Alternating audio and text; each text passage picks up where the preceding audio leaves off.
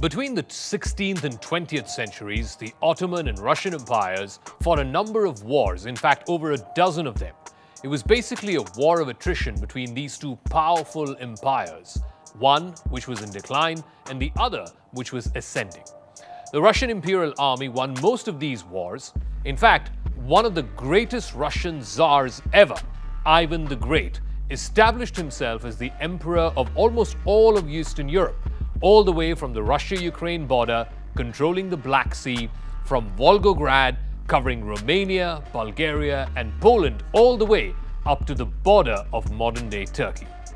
Today, over a couple of hundred years later, the relationship between Ankara and Moscow is perhaps the most consequential one in the region, especially in the context of the Russia-Ukraine war. Russian President Vladimir Putin will be meeting his Turkish counterpart Recep Tayyip Erdogan in the Black Sea resort of Sochi in early August. This has been confirmed by the Kremlin spokesperson Dmitry Peskov.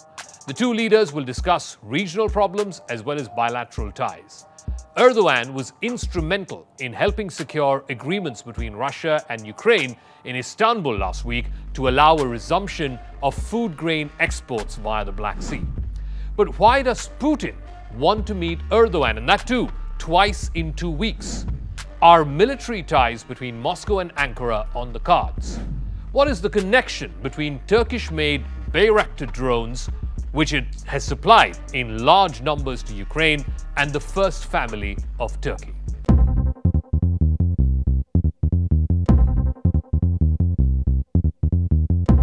Now, one big issue that is likely to come up when the leaders of Turkey and Russia meet is military-to-military cooperation. Asked whether Erdogan and Putin had discussed the issue of cooperation on Turkish-made Bayraktar drones, Dmitry Peskov said that military and technical cooperation is constantly on the agenda of both countries. He said, and I quote, "The fact that interaction is developing in such a sensitive area shows that the entire network of relations is at a very high level," unquote. He underlined that military and technical cooperation between Moscow and Ankara also touched upon in various dimensions during the recent contacts that both leaders have had. In fact, both leaders have had their first meeting since Russia's invasion of Ukraine on the sidelines of a summit in Tehran on July the 19th. Last week, a trilateral meeting was also held between Erdogan, Putin, and the Iranian President Ibrahim Raisi in Iran's capital, Tehran.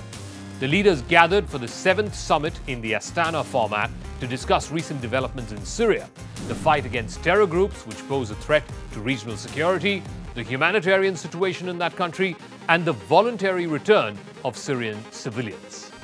Erdogan has tried to thrust Turkey on good terms with both Moscow and Kiev right into the heart of diplomatic efforts to try and halt this 5-month-long war. In fact, interlocutors from both countries have met on more than one occasion in Istanbul. In fact, in the last such contact, which happened in April, there was a mini breakthrough of sorts. But since then, there has been a stalemate and no breakthrough whatsoever in an attempt to find a negotiated settlement. Last week, Turkey, the UN, Russia, and Ukraine signed a landmark deal to resume grain exports through the Ukrainian ports of Odessa, Chernomorsk, and Eugenie after months of blockade because of the Russia-Ukraine war. Under this deal, a joint coordination center was set up in Istanbul to carry out inspections at the entrances and exits of harbors and also to ensure the safety of these routes. But right after that deal was signed, Russia bombed the port city of Odessa, dealing a debilitating blow to the deal itself. Addressing Russia's weekend attack on the port of Odessa, Erdogan said it saddens Turkey, adding that a failure here would work against all of us.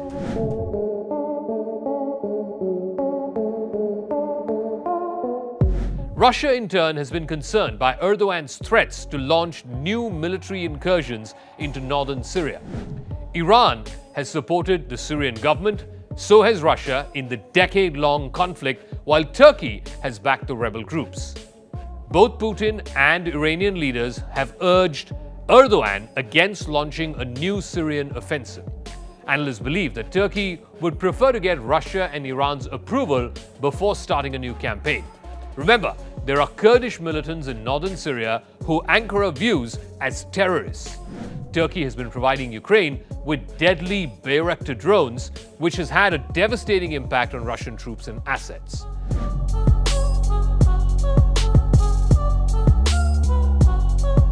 The owners of Turkey's Baykar Makina, which produces the Bayraktar military drones, is partly owned by Selçuk Bayraktar, who is the son-in-law of Recep Tayyip Erdogan. The company, and Selçuk in particular, have openly and unexpectedly announced their open support for Ukraine in this war. Selçuk Bayraktar is one of the owners of this Turkish company. He tweeted that he condemns in the strongest terms possible the invasion of Ukraine by Russia, which is disregarding the sovereignty of an independent nation. Selçuk also expressed his support for Ukraine and Crimea, the homeland of our Turkish brothers resisting the occupation. Now, Russia would clearly want Erdogan to weigh in on his son-in-law and his company to go easy on drone support to Ukraine. The question, though, is, will geopolitical constraints and strategic advantages ultimately end up dictating Turkey's choices, or will it be familial interests, in this case, the first family of Recep Tayyip Erdogan and his son-in-law, who owns the biggest drone company, which has made a critical difference to the Ukrainian resistance effort against Russia's invasion?